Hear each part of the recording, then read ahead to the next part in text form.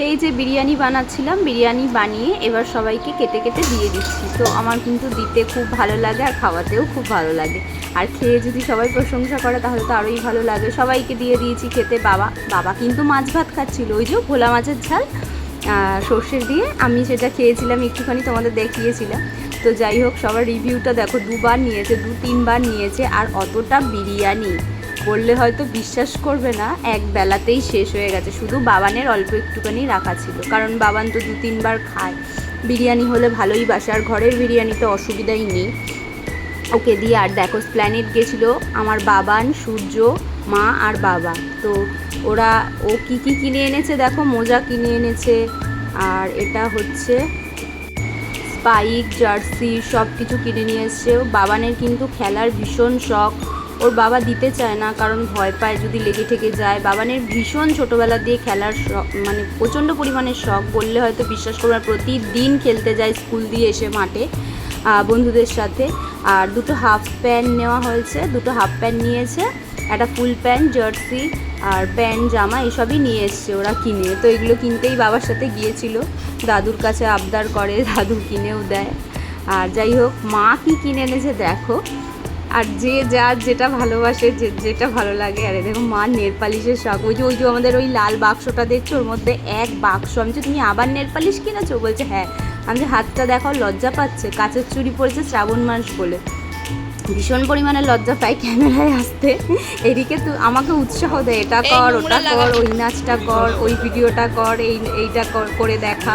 নিজে আসতে ক্যামেরায় লজ্জা পায়। আর বাবান দেখো ফাইনালি পড়লো, কেমন লাগছে অবশ্যই বলো। আর কথা বলতে বলতে এদিকে দেখো, বিরিয়ানিটা এত টেস্টি হয়েছিল, ওটা আমি এখন ভিডিও এডিট করছি, আমার জিভ দিয়ে জল বেরিয়ে যাচ্ছে, হেবি সুন্দর হয়েছিল। আর দেখালাম, মানে থালাটা দেখতে মনে হচ্ছে আমি কিন্তু অতটা নিইনি, দু হাতা নিয়েছিলাম।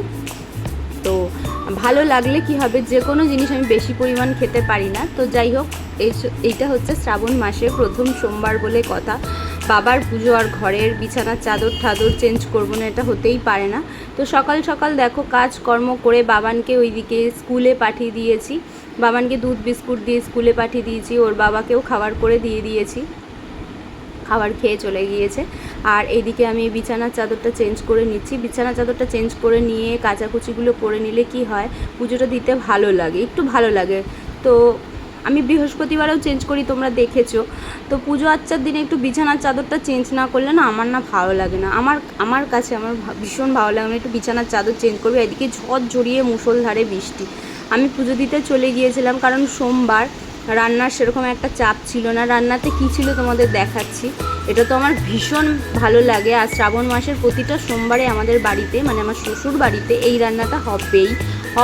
এই রান্নাটা তোমাদের দেখাচ্ছি, এই রান্নাটা দেখলেও জিভ দিয়ে জল আসবে। তো ফাইনালি পুজো দিতে অনেক টাইম লাগে। আর বাবানের না স্বভাব আছে পিছন দিক দিয়ে এসে হাউ করে এসে ভয় দেখানো। স্কুল দিয়ে এসে হঠাৎ করে ফোন নিয়ে এরকম ভয় দেখিয়ে বলছে, দেখাবো তোমার বন্ধুদের তুমি কেমন ভয় পাও। আমি ওরকম করিস না, হঠাৎ করে একা একা কাজ করলে না ভীষণ ভয় লেগে যায়। ও আর ওর বাবা এরকম প্রায় আমার সাথে করে থাকে। তো যাই হোক, কথা বলতে বলতে এদিকে দেখো পুজো দিয়ে দিয়েছি।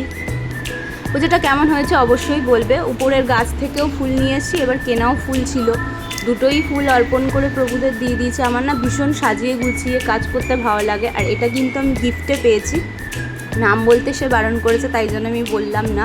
সে যেখানেই যাক না কেন আমার জন্য একটা সুতো হলেও নিয়ে আসবে, আমার এটা ভীষণ ভালো লাগছে। আর চুরির সেটটা খুব সুন্দর হয়েছে, তোমরা কেমন হয়েছে বলবে। তো উপোস টুপোস করে উঠে এদিকে এক গ্লাস শরবত খেয়ে নিলাম, মানে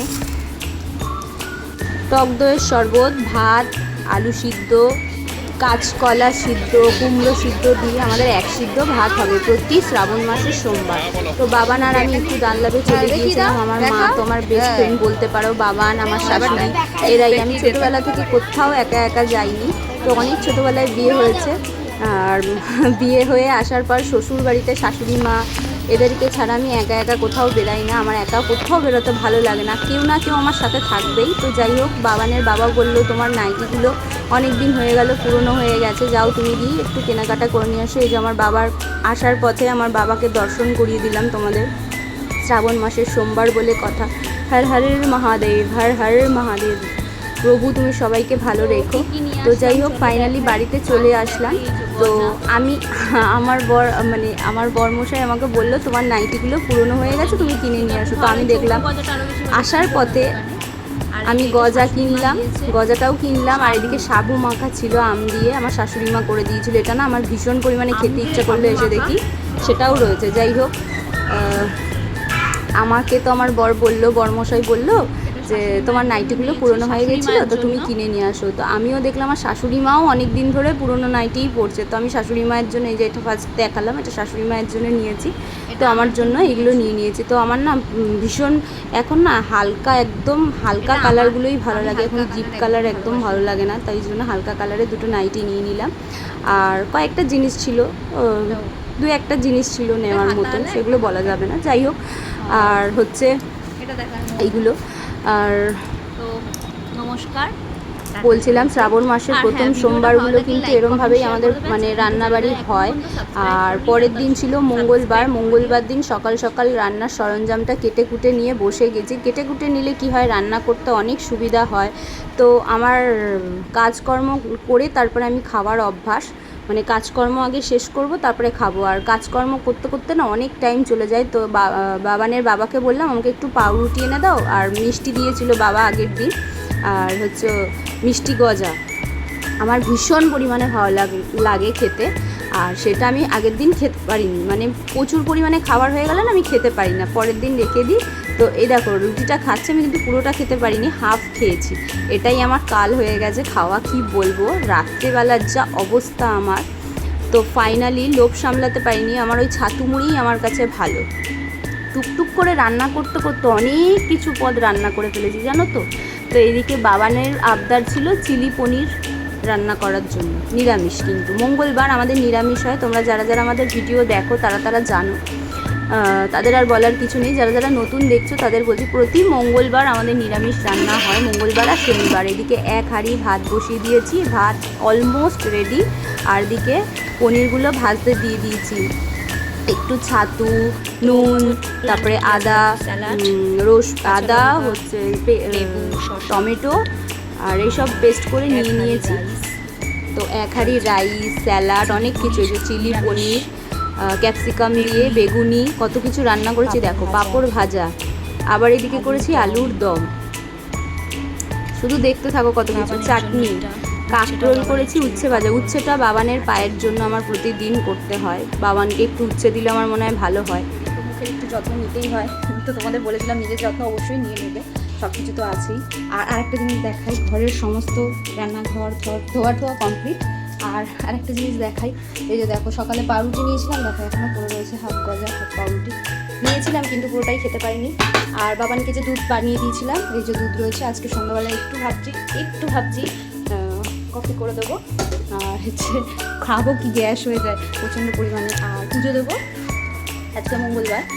আর হচ্ছে চলো, এই যে জলের বালতি নিয়ে এসেছি, দাঁড়াও দেখা যাচ্ছে না, এই যে এটা শোকাতে কিন্তু ঘর মুছে নিয়ে তারপরে কাচবো, স্নান করবো। এই যে আর একটা জিনিস দেখাই, কাঁচাতে চলো, এই যে